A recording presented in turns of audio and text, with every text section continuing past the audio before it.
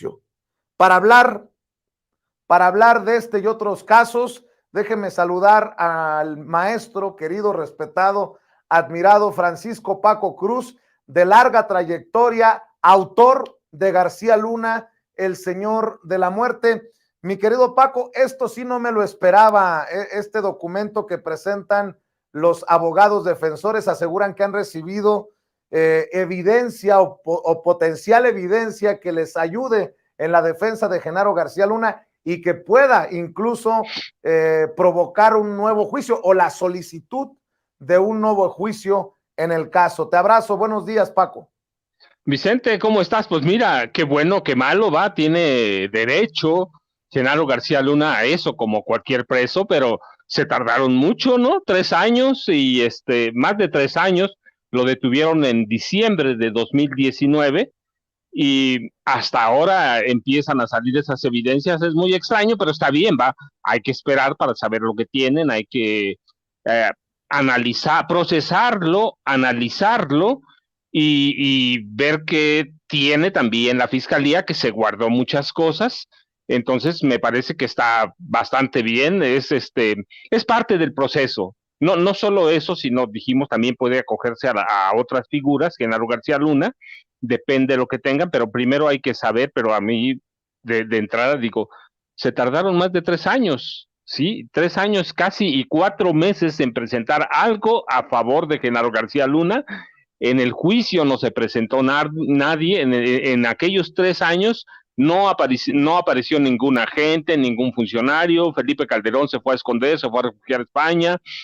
Vicente Fox jamás habló por él, hasta que hasta que lo encontraron culpable, hasta que se dio el veredicto, empiezan a salir. Está bien, va, me parece que sería sano conocer todo eso que tienen y bueno, ahí es un caso que dijimos no se termina con la declaratoria de culpabilidad de los 5 delitos, las 6 agravantes. El caso García Luna todavía va a dar para mucho más, le ha dado oportunidad a las autoridades de México, al mismo gobierno, de reunir pruebas, de reunir todo lo que tienen.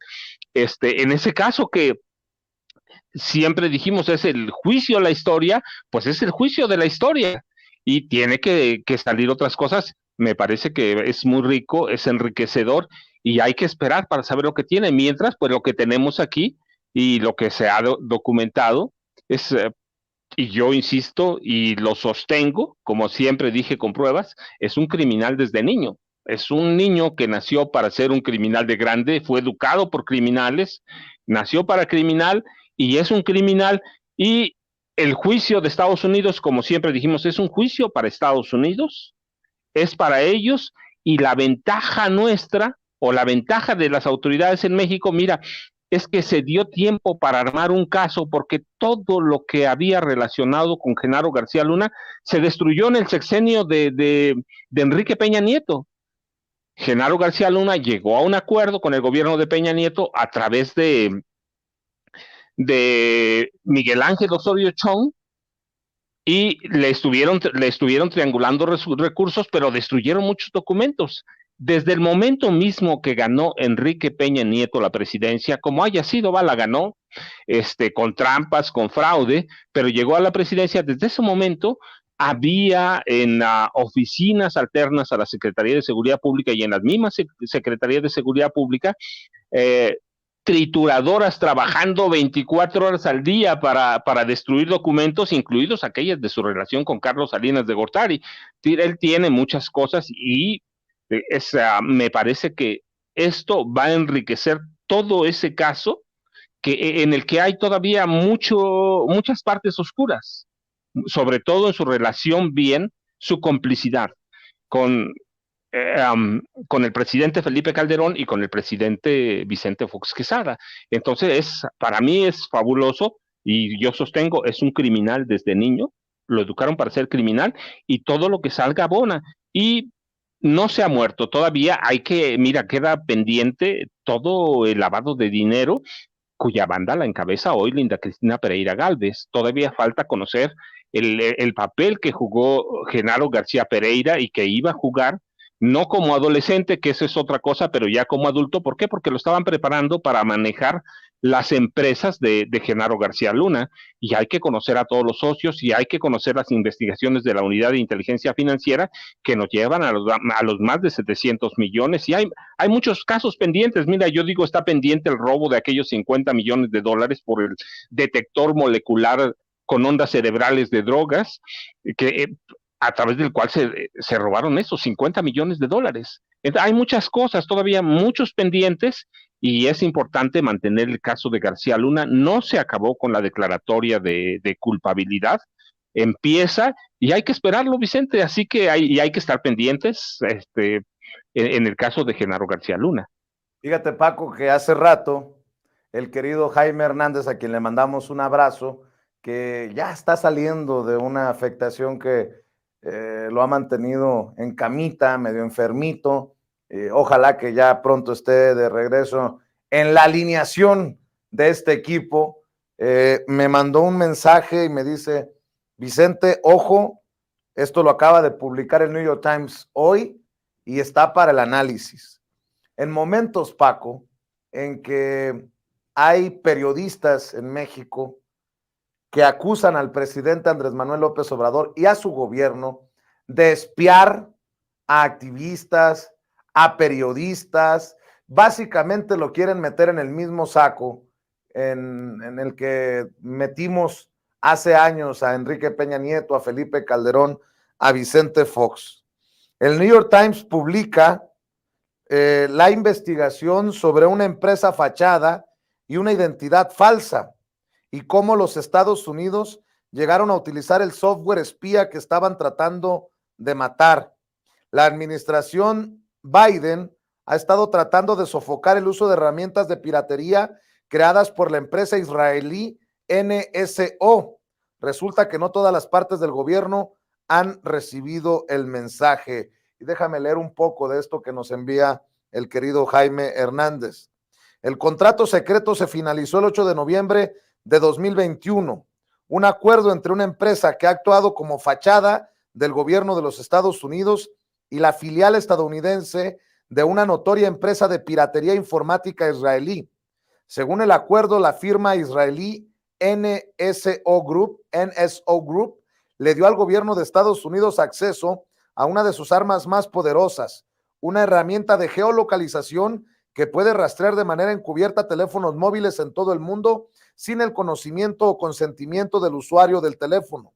Si la naturaleza velada del trato fue inusual, fue firmado por la empresa fachada por un hombre de negocios usando un nombre falso, el momento fue extraordinario. Solo 5 días antes, la administración de Biden había anunciado que tomaría medidas contra NSO o NSO, cuyas herramientas de piratería informática habían sido abusadas durante años por gobiernos de todo el mundo para espiar a disidentes políticos, activistas de derechos humanos y periodistas. La Casa Blanca colocó a NSO en una lista negra del Departamento de Comercio, declarando a la empresa una amenaza para la seguridad nacional y enviando el mensaje de que las empresas estadounidenses deberían de dejar de hacer negocios con ella.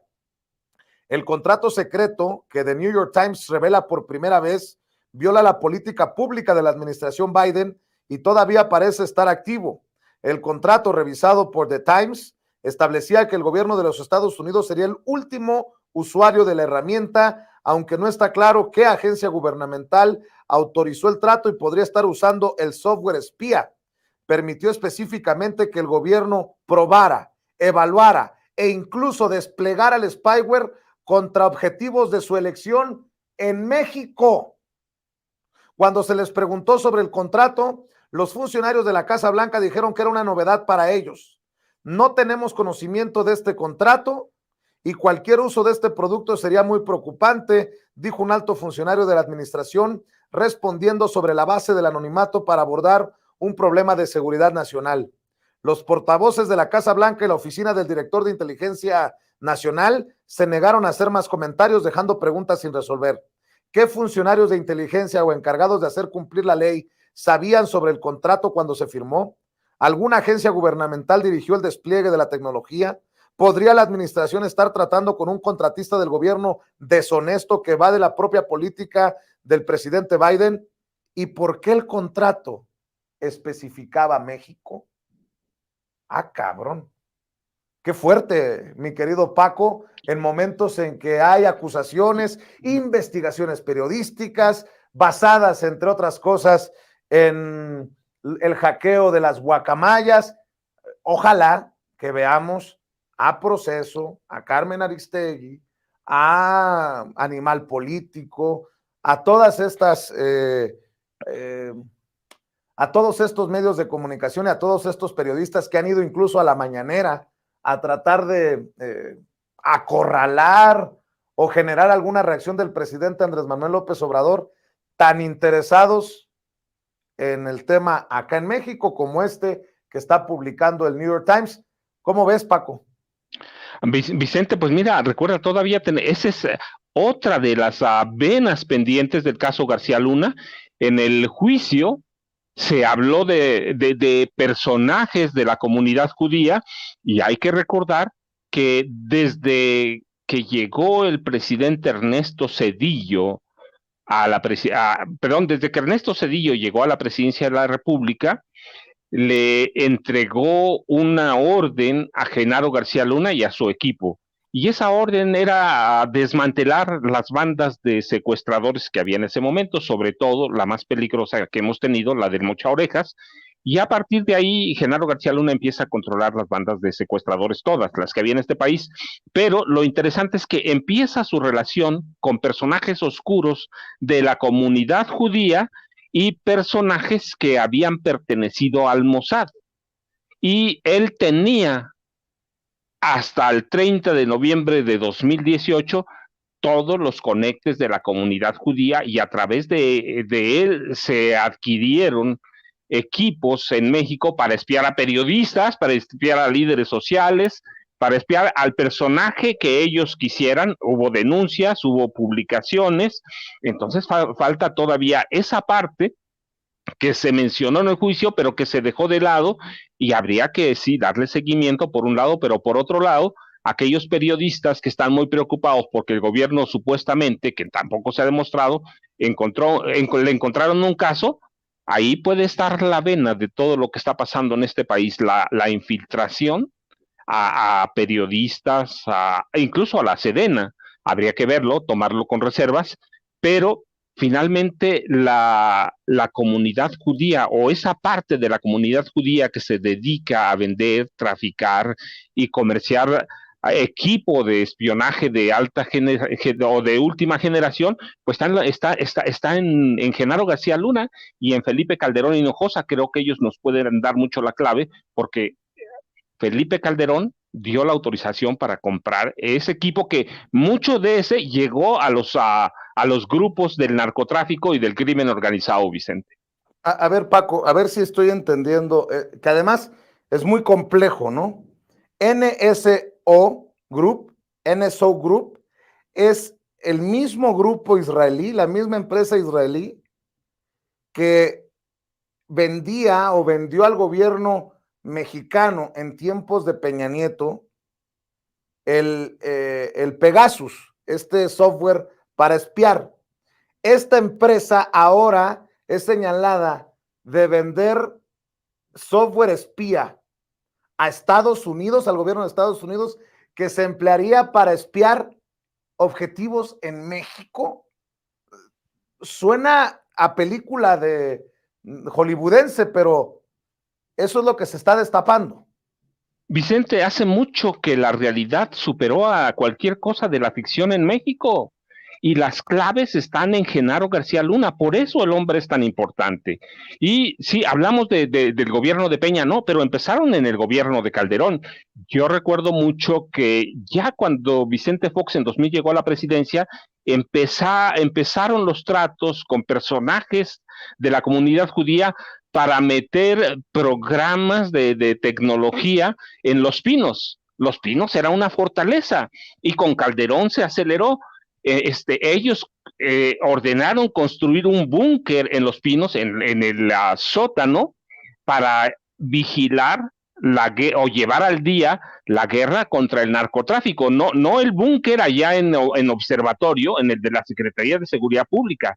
No, cuando llegó Felipe Calderón, Hinojosa a Los Pinos, hubo dos órdenes inmediatas: construir un búnker en los sótanos de Palacio Nacional, discúlpame, de Los Pinos, que es a donde operaba el gobierno, y construir un simulador de vuelos. Esas son las dos órdenes que dio en ese momento Felipe Calderón: construir un búnker desde donde seguía. Era un búnker como para unas 20, 30 personas, rectangular, y había este software especializado, tecnología que nadie supo de dónde llegaban, porque recuerda, los gastos en Los Pinos eran parte de las partidas secretas que nunca conocimos y que desaparecieron hasta que llegó el presidente López Obrador.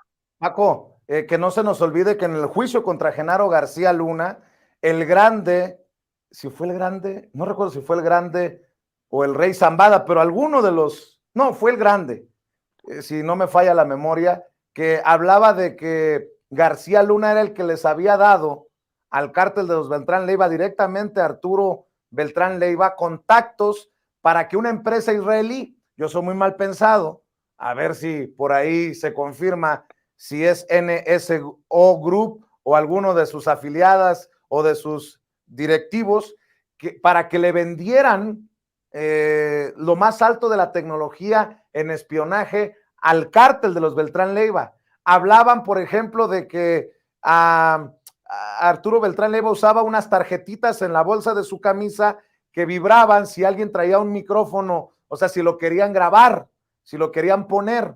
Y el grande dijo que a él le había tocado ir a la oficina de esta empresa israelí de equipo electrónico digital y de espionaje en Insurgentes. Si recuerdo bien, si tengo buena memoria, podríamos pensar o mal pensar que todo va junto con pegado, como decimos tú y yo, Paco.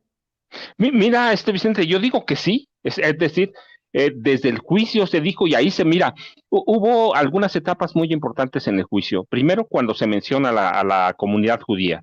Segundo, cuando se menciona al secretario, al general secretario de la Defensa Nacional. Y tercero, cuando se menciona a Felipe Calderón. Pero la comunidad judía, y digo una parte que es la que está relacionada con inteligencia, la que está relacionada con el Mossad o exagentes del Mossad, y la que está relacionada con la creación de la empresa de espionaje personal de Genaro García Luna. Es decir, la clave está en Genaro García Luna, que tiene contactos con la comunidad judía de inteligencia desde el gobierno de Ernesto Zedillo. Y con Fox se acelera, pero con Calderón tiene carta abierta para negociar con los judíos.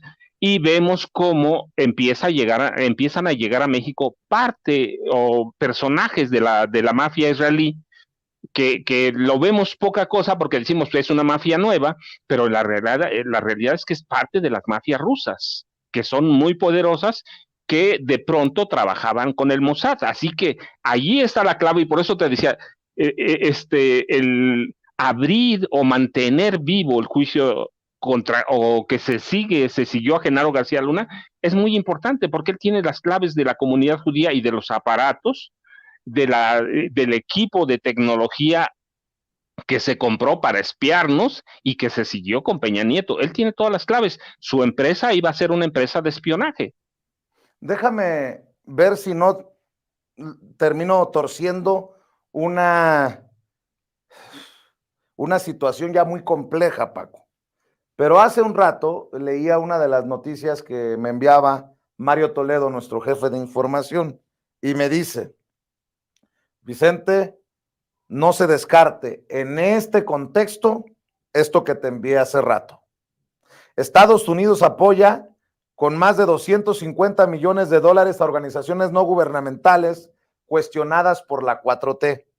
Mientras el presidente Andrés Manuel López Obrador mantiene disputas con instituciones y organismos civiles dedicados al combate al cambio climático, la transparencia, la impartición de justicia, la prevención de la violencia y los derechos humanos, la Agencia de los Estados Unidos para el Desarrollo Internacional, la USAID, ha canalizado desde 2018, o sea, todo en tiempos ya de la cuarta transformación en el gobierno de Andrés Manuel López Obrador, alrededor de 251.7 millones de dólares a instancias ciudadanas que trabajan en esos temas.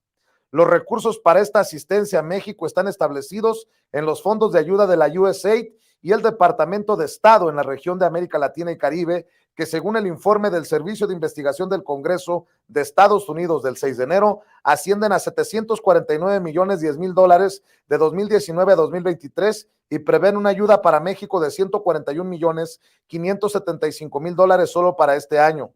Fuentes de la Embajada de Estados Unidos en México señalaron que esta asistencia cumple con las leyes mexicanas, estadounidenses e internacionales y está vigilada, fiscalizada y sujeta a los máximos estándares de transparencia en ambas naciones.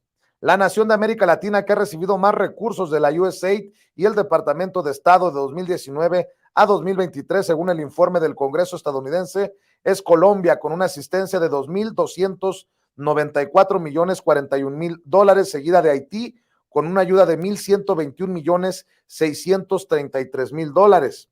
En su conferencia matutina del 17 de febrero de 2022 en Tijuana, López Obrador dijo que el gobierno de Estados Unidos da dinero a asociaciones que han criticado su gestión y que trataría este tema con el presidente de esa nación, el demócrata Joe Biden.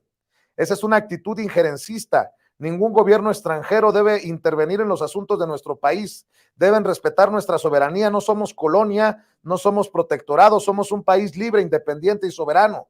Además, yo represento una autoridad legal y legítimamente constituida. Yo fui electo democráticamente, me eligió el pueblo, manifestó. En el periodo que comprende 2018 a la fecha, la USAID ha apoyado a 5 organismos civiles dedicados a temas de prevención de adicciones, crimen y violencia, con 23.197.000 dólares, que equivalen a 440 millones de pesos. Según documentos de esa instancia del gobierno estadounidense, el total de recursos destinados por la USAID a combatir el cambio climático es de 110.700.000 dólares, unos 2.103 millones de pesos, los cuales se dispersan entre 9 organizaciones civiles. Otro de los rubros a los que la USAID canaliza asistencia a México a través de organismos de la sociedad civil es en transparencia. La instancia del gobierno estadounidense ha dispersado en los últimos 5 años, por medio de convenios multianuales, 31.135.000 dólares, cerca de 591.5 millones de pesos a 8 organismos civiles en México dedicados a este tema. Otros apoyos de esa instancia del gobierno estadounidense son la inyección de 40.300.000 dólares, unos 765 millones de pesos, a 3 organizaciones civiles dedicadas al rubro de la justicia, donde destacan DAI Global LLC, Fortis Consultores SC y México Evalúa. La asistencia en el rubro de derechos humanos de la USAID en México es de 46.443.000 dólares, unos 882 millones de pesos, canalizados a 7 organizaciones de la sociedad civil, entre las que están Fundación IDEA, Artículo 19, Centro de Derechos Humanos de las Mujeres, el equipo argentino de antropología forense y data cívica. El 29 de octubre de 2021, el presidente López Obrador indicó durante una gira por Campeche que la política neoliberal promovió en el mundo para saquear a sus anchas los llamados nuevos derechos y se alentó mucho incluso por ellos mismos el feminismo, el ecologismo, la defensa de los derechos humanos, la protección de los animales, todas las causas muy nobles, pero el propósito era crear todas estas nuevas causas para que no reparáramos, para que no volteáramos a ver que estaban saqueando al mundo. Mi querido Paco, pues piensa mal y acertarás. Demasiado dinero a estas organizaciones, entre las que se ha señalado también la que presidía Claudio X González, Mexicanos contra la Corrupción y la Impunidad. Y a todo esto, yo pregunto, mi querido Paco, con lo que hoy publica el New York Times, la compra por parte de algún sector, alguna institución del gobierno de Estados Unidos de Joe Biden, de este software espía al NSO Group, la misma empresa israelí que vendió al gobierno de Peña Nieto el software Pegasus para espiar a periodistas y a rivales políticos. Estamos confirmando esto que hemos dicho muchos del golpe blando, Paco. Hay, es decir, la forma de operar de Estados Unidos es esa. hay medios de comunicación que reciben apoyos en todo el mundo. Hay que ver aquí en México, 1 o 2 deben recibir apoyos de Estados Unidos, claramente. ¿Para qué te apoyan? ¿Para que ejerzas un periodismo libre, de veras? No, te apoyan para que ejerzas un periodismo que tiene los intereses de Estados Unidos.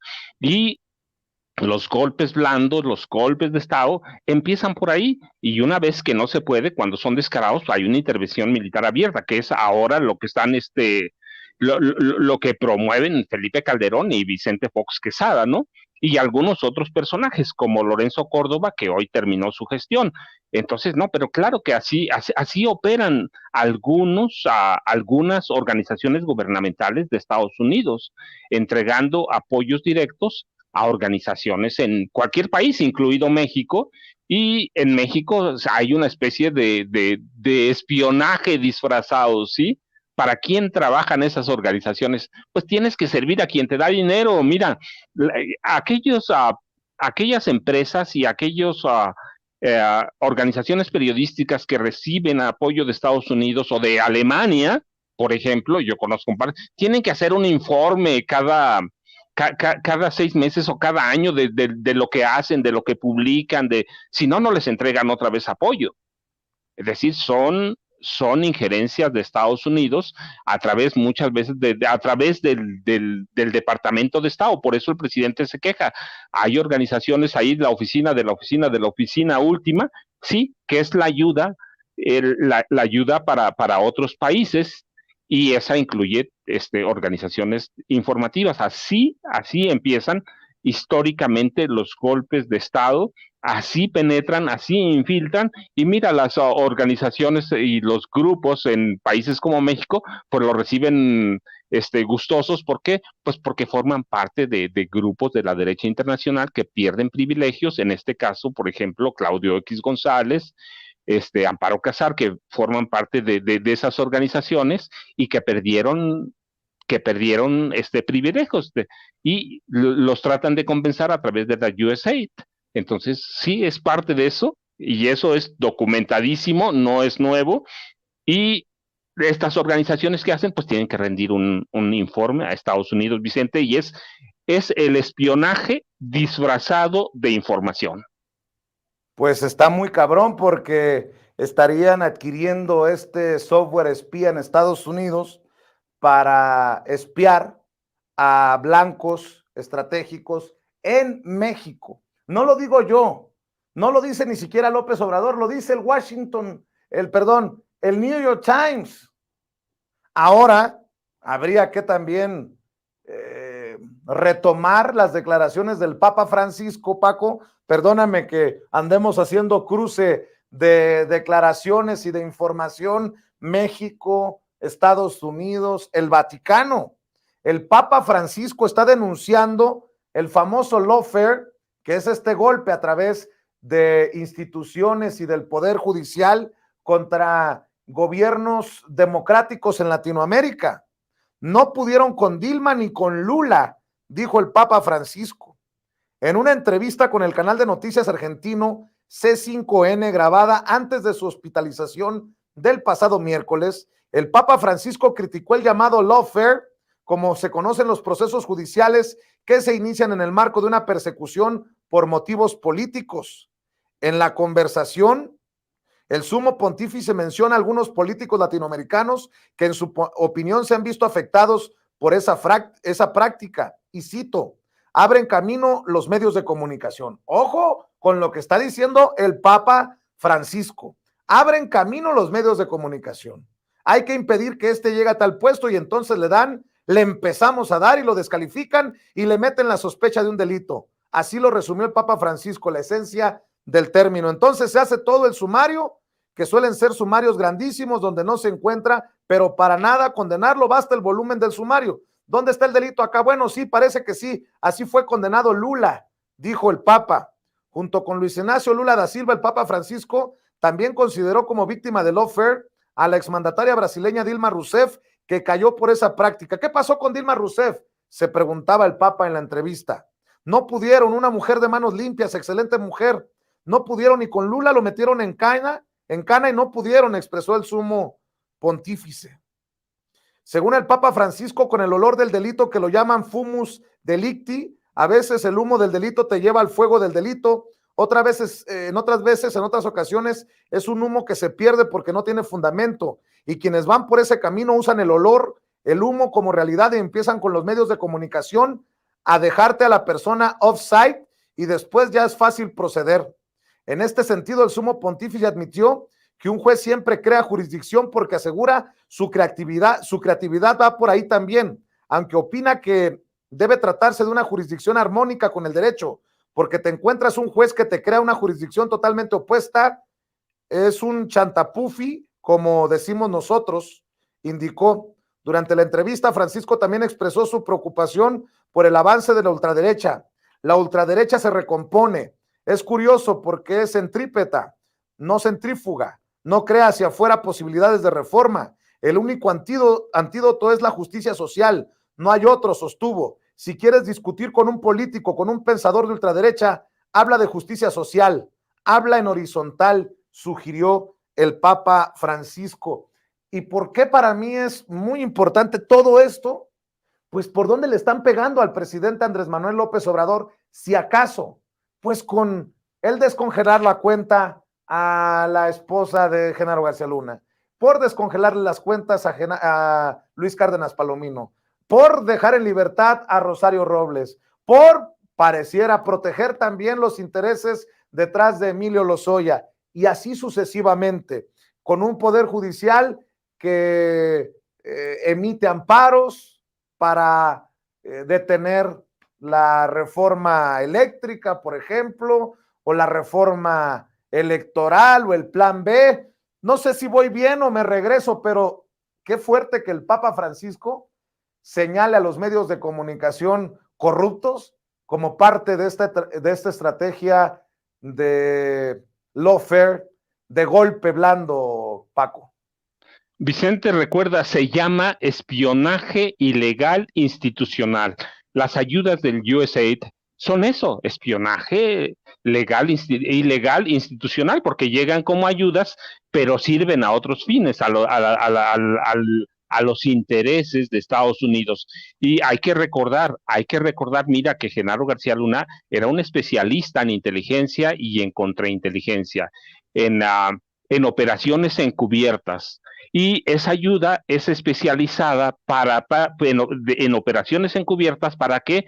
Para desestabilizar gobiernos, asesinar a líderes políticos, desaparecer a dirigentes y desaparecer activistas sociales o neutralizarlos.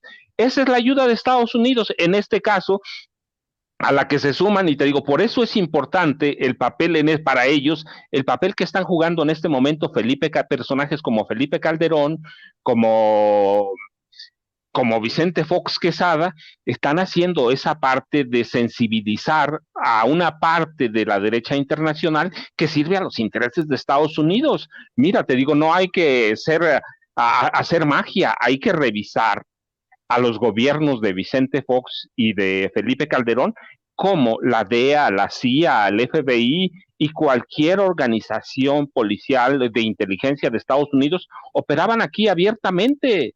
El espionaje fue muy abierto, les crearon un centro allá en la Ciudad de México.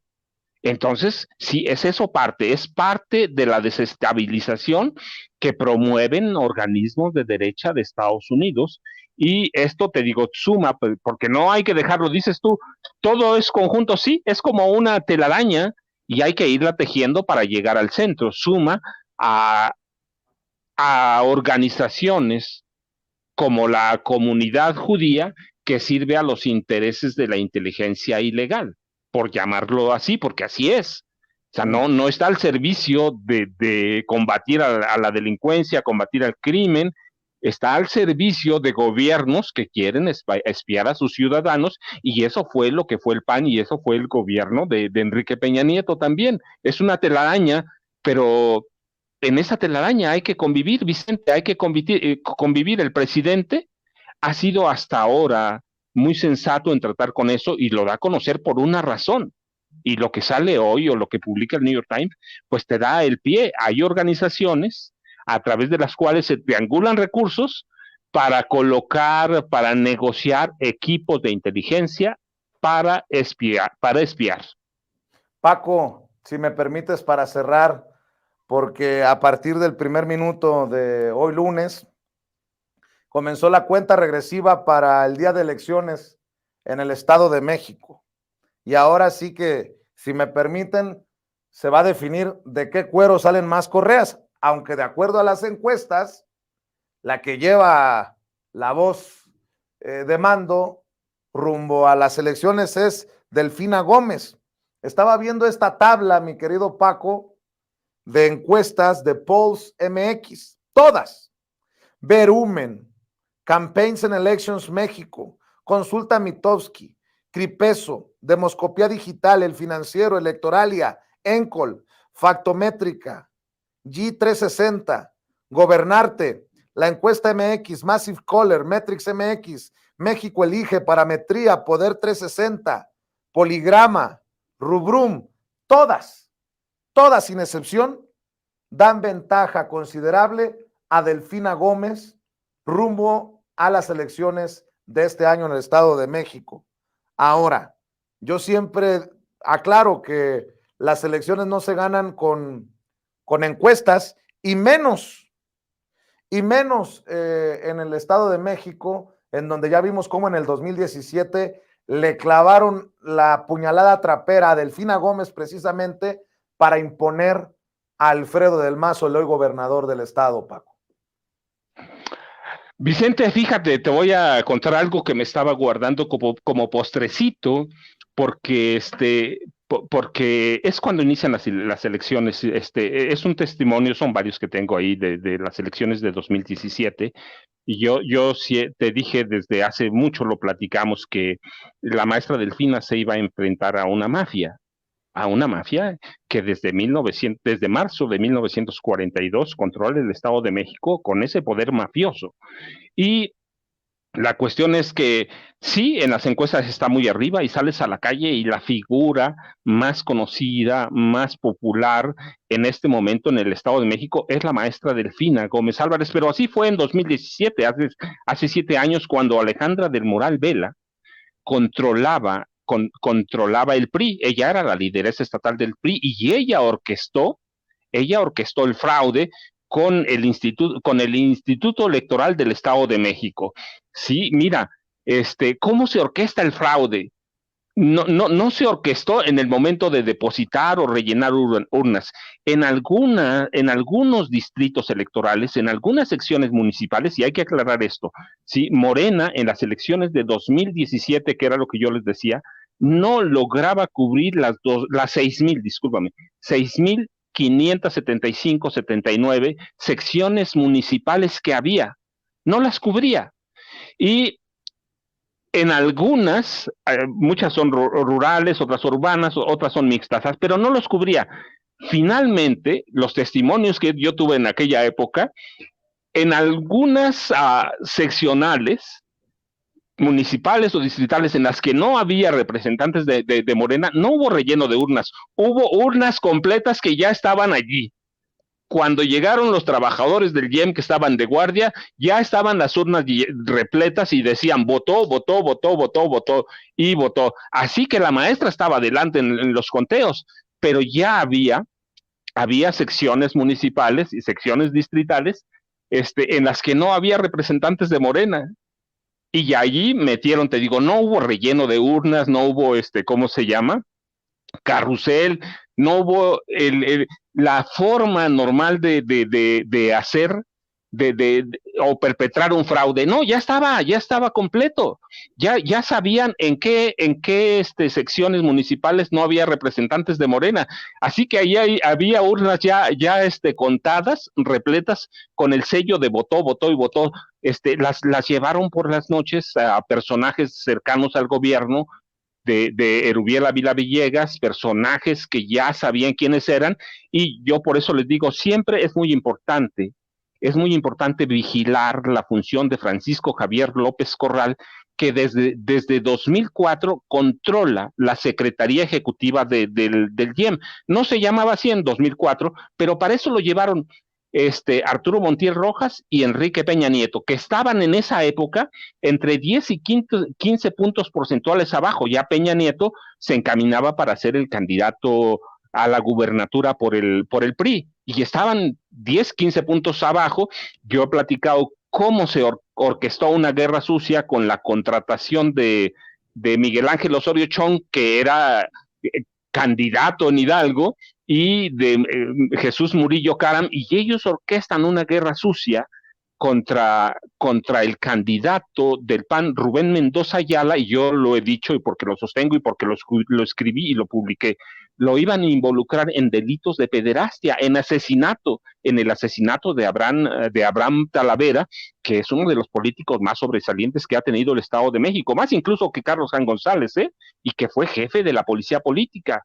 Entonces, en esa época ellos dijeron, pues tenemos que controlar la Secretaría Ejecutiva, que no se llamaba así, pero la Secretaría Ejecutiva del Instituto Electoral del Estado de México, y los fraudes. Entonces tú ya decías, pues no hay relleno de urnas, no, porque las urnas ya estaban llenas cuando iban a los seccionales, que no podía cubrir ¿cómo se llama? La totalidad de los distritos o de municipales, ¿sí? Los seccionales del IEM. Ahí se perpetra el fraude, mira, y este tipo ha coordinado o ha controlado las elecciones de Peña Nieto en 2005, de Rubiel en 2011, de Del Mazo en 2017, y es el mismo que está ahí. Es histórico. Por eso es peleada la Secretaría Ejecutiva, por eso en el INE había esa pelea o ese roce con Edmundo Jacobo Molina, porque ellos controlan el aparato electoral. Y bueno, pero tampoco es eso nada más, ¿eh? Francisco López Corral, que llegó, te digo, como director del Servicio Electoral y luego secretario ejecutivo general del IEM, tiene ese papel de controlar, de conocer cada una de las más de 6,000 secciones municipales electorales, sabe a dónde no hay representantes de un partido, sabe a dónde se puede meter una urna, no que tengan representantes afuera contando, sino en los locales a donde se va a hacer el recuento de votos. Ese es el problema real. Y ese es lo que conoce el secretario ejecutivo. Y mira, yo decía, hay otras cosas que desde julio de 2022 está haciendo el PRI. En junio más o menos llegaron a un arreglo con la Iglesia Católica, que decimos, mucha gente dice ya no cuenta. Espérate, hay más de 6,500 templos, iglesias, parroquias, como quieran llamarle, en el Estado de México. Tenemos 12.7 millones de electores van a votar, o por lo menos tienen credencial para votar. ¿Cuántos van a votar? No lo sabemos, regularmente vota entre el 50 y el 60%, pero bueno, hay 12.7 millones, pero tenemos 13 millones de católicos. Y tenemos dos provincias, así se llaman, provincias eclesiásticas que controlan a todas las parroquias del Estado de México a través de las diócesis. Los gobiernos o las provincias eclesiásticas son en Tlalnepantla y en Toluca, y ellas controlan todas las diócesis, y desde ahí salen las órdenes para que los párrocos, los curas, obispos, arzobispos, en sus sermones llamen a votar por el PRI abiertamente, o en su defecto que condenen a los candidatos de izquierda, a los candidatos que represente López Obrador. Y falta un tercer elemento. Los empresarios del Grupo Atlacomulco todavía no entran en funciones, pero ya pueden entrar a partir de hoy. A partir de hoy podemos ver en las líneas de autobuses que controlan, por ejemplo, y que no son pocas, mira, controlan 10,000 unidades de transporte intraestatal, 10,000, y en las pantallas, te digo porque lo he vivido no sé cuántas elecciones, ahora ya tienen pantallas, antes tenían nada más propaganda pegada, pero tienen pantallas, y lo primero que te pasan es que promueven es al candidato del PRI. Así que así se están amarrando. Yo te decía, otra parte que amarraron bien es al mapache mayor de Tlaxcala, Mariano González Arur, que es suegro de Alejandra del Moral, para operar en municipios como Texcoco, que es el de la maestra, que anoche empezó, en la madrugada empezó su campaña y que la arropó muy bien, pero esa es la zona de influencia más cercana a Tlaxcala, Chalco, Valle de Chalco, la zona a la salida a Puebla. Así que así Así se orquestan los fraudes, pero se orquestan adentro, porque te lo cuento, porque tengo los testimonios de ex trabajadores del IEM que llegaban a los locales, a donde iban a funcionar los distritos municipales o seccionales, y ya estaban ahí los paquetes con los votos, se decían, votó, es decir, ya estaban contados, ya sabían cómo iba a ganar Alfredo del Mazo Maza. Por eso, ahora que empiezan las campañas, les digo, cuidado, las campañas, las elecciones no se ganan con encuestas. El grupo Atlacomulco es especialista en perpetrar fraudes. Es especialista, sabe a dónde está cada municipal. Cada sección municipal del IEM sabe a dónde se van a juntar los votos y tiene representación prácticamente en todas, dice. Así es, pues mi querido Paco, siempre es importante para nosotros aquí en Sin Censura escuchar tu análisis, escuchar tus opiniones sobre estos temas tan relevantes en nuestra realidad. Ahora sí que no solamente en México, sino también en Estados Unidos. ¿Por qué no cerramos, Paco, invitando a la gente, ya que García Luna vuelve a hacer noticia, invitando a la gente para que busquen como referencia tu libro, García Luna, el Señor de la Muerte? Todavía lo encuentra en su librería favorita. Y también que estén al pendiente de tus comentarios en redes sociales, maestro. Vicente, yo ya sabes, te agradezco mucho y le mando un saludo a Jaime, que seguramente nos está escuchando, @Paco Cruz Jiménez en Twitter, Francisco Cruz Jiménez en Facebook, y tenemos que estar pendiente, aunque sea Semana Santa, Vicente, seguramente en Estados Unidos nos puede dar una sorpresa con Genaro García Luna, y en el Estado de México, mira, pues las campañas empezaron hoy, terminan prácticamente antes de la última semana de mayo, así que tenemos un buen rato para entretenernos, Vicente. Muchas gracias, un saludo y un abrazo. Te mando un abrazo yo también, maestro, el maestro Paco Cruz, hablando con nosotros sin censura.